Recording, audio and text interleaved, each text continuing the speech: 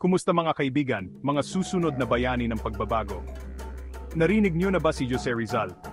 Halina kayo, samahan niyo ako sa mabilis na paglalakbay sa kanyang kahangahangang buhay. Ipinanganak noong 861, si Jose Rizal, ang pambansang bayani ng Pilipinas.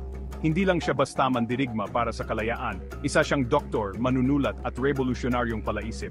Isipin niyo, matata siyang magsalita ng 22 wika o 22. Ginamit ni Rizal ang kanyang kakaibang talento, ang kanyang panulat upang ipaglaban ang kalayaan. Ang kanyang mga nobela, ang Noli Me Tangere at El Filibusterismo, ay naglantad ng mga pang-api sa ilalim ng pamamahala ng mga Espanyol.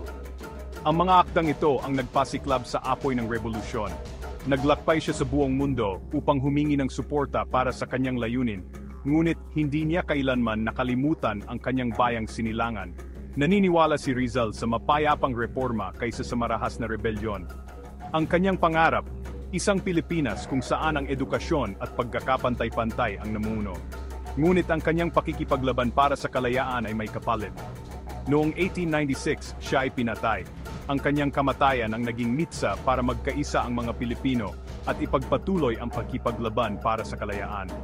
Ngayon, ang pamana ni Rizal ay patuloy na nabubuhay. Ang mga paaralan, parke, maging ang mga lungsod ay ipinangalan sa kanya bilang parangal. Itinuro niya sa atin na ang panulat ay mas makapangyarihan kaysa sa espada at ang isang tao ay kayang baguhin ang takbo ng kasaysayan. Kaya, kung sakaling magduda kayo sa kapangyarihan ng inyong boses o ideya, alalahanin niyo si Jose Rizal. Kayo ay maaari ring maging bayani.